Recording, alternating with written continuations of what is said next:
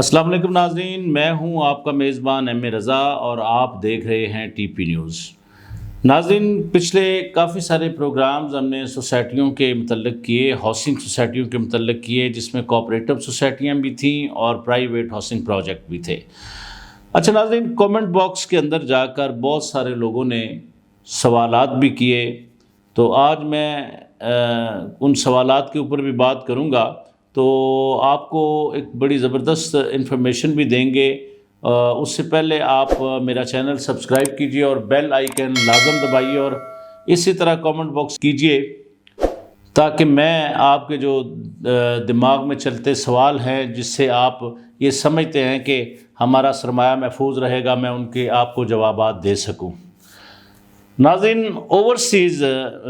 لوگوں کے لیے ہم نے ایک پروگرام کیا تھا کہ کس طرح وہ انویسٹمنٹ کرتے ہیں آ کر سوسائٹیوں میں۔ اس میں کچھ سوالات میرے پاس آئے۔ اس میں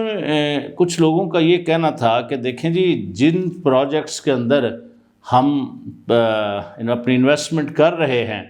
ان کے پاس تو زمینیں بھی ہیں، ترقیاتی کام بھی ہو رہے ہیں، روڈز بھی بن رہے ہیں، بلکہ کچھ تو پوزیشنز بھی دے رہے ہیں، لیکن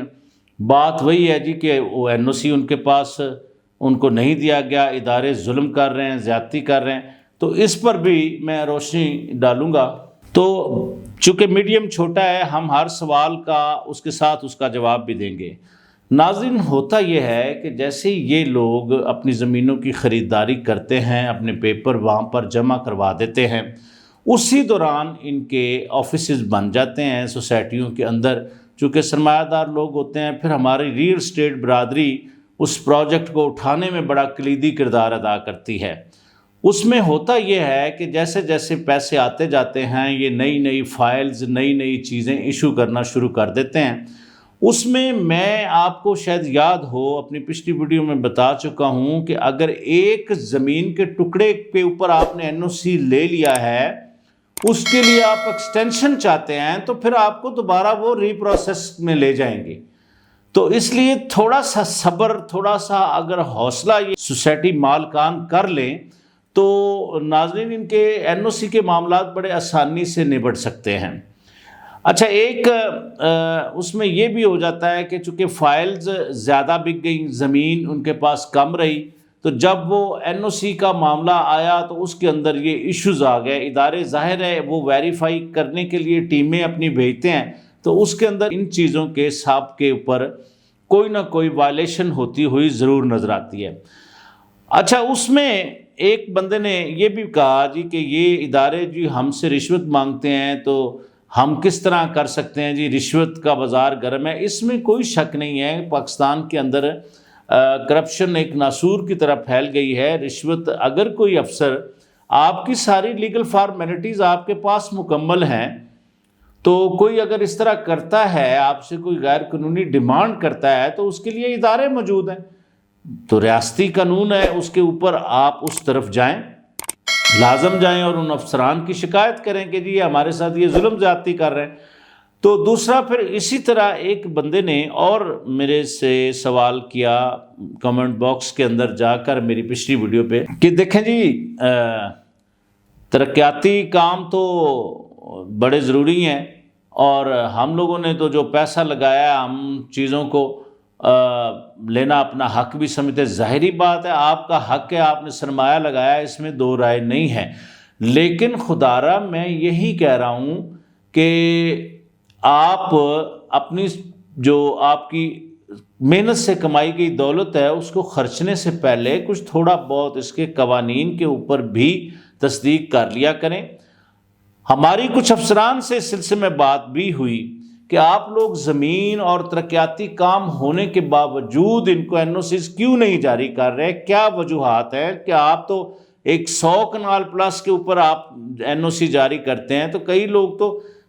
مطلب ہزاروں کنال کے دعوے دار ہیں، ہمارے پاس موجود ہیں۔ تو ان کا یہ کہنا تھا کہ دیکھیں جی، جب این او سی دیا جاتا ہے، تو جو چیزیں سرکاری طور پر ہمارے انڈر دی جاتی ہیں، اس کے اندر ہیں سکولز ہیں، روڈز ہیں، مساجد ہیں،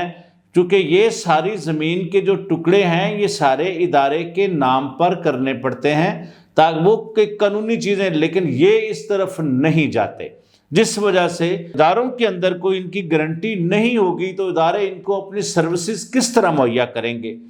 تو میرے خیال میں آپ سمجھ گئے ہوں گے کہ یہ چھوٹے چھوٹے ایشوز ہیں۔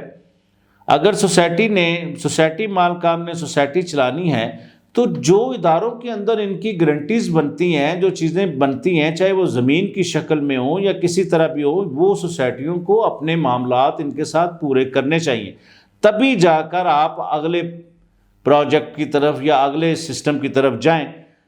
اب ہوتا کیا ہے، لوگوں کا ایک بوم آ جاتا ہے جی، ہر فائل، ہر کاغذ کے پیچھے کوئی 10-15 ہزار کا لالچ ہوتا ہے،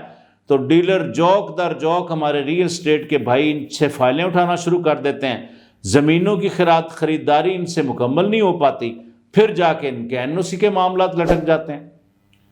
تو اب میرے خیال کے اندر آپ کے کافی سارے سوالات ہیں۔ ایک سوال اور بھی ہمارے ساتھ کسی نے کیا کہ دیکھیں جی، آپ لوگ اتنا اس طریقے سے آپ بات کرتے ہیں جی کہ فلاں سوسائٹی ٹھیک ہے، فلاں ٹھیک نہیں۔ دیکھیے ناظرین، ہم صرف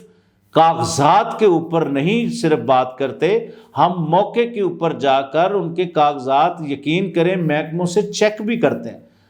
اور اس کے بعد جو ان کی ڈیولپمنٹ ہو رہی ہوتی ہے، جو اگر وہ کوئی صحیح ہے۔ پہلی بات تو یہ ہے کہ میں اس پروگرام کے توسط سے بتاتا چلوں، ہم نے ابھی تک آپ کو پریکٹیکلی کسی سوسائٹی کا وزٹ نہیں کروایا، اس کے لیے ہماری ٹیم کا پیپر ورک جاری ہے۔ جو سوسائٹیاں کرپشن کر رہی ہیں اس کے اوپر بھی ہم نے بات کرنی ہے، باقاعدہ ان کی سوسائٹیوں کو دکھانے کے بعد، پھر ان کے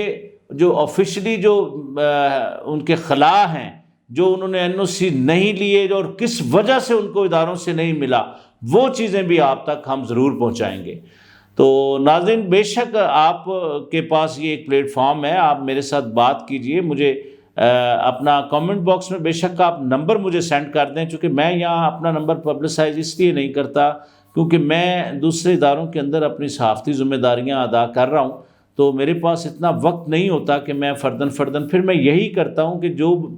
جس بندے کی بات مجھے سمجھ آتی ہے، میں آپ اپنا کامنٹ باکس میں نمبر سینڈ کر دیں مجھے، اس پر میں آپ سے رابطہ کر کے، ٹائم نکال کے رابطہ کر کے آپ کے تمام ایشوز جو آپ بتائیں گے اس کے اوپر بات کروں گا۔ جو میری عقل کے اندر، جو میری سمجھ کے اندر چیزیں ہوں گی، میں اس کا آپ کو بھرپور جواب دوں گا۔ اپنا بہت سارا خیال رکھیے اور اسی طرح ہمارے ساتھ جڑے رہیے۔ ایک نئی ویڈیو کے ساتھ آپ سے دوبارہ ملیں گے، تب تک کے لیے اپنے میزبان ایم اے رضا کو اجازت دیجیے۔ اللہ حافظ۔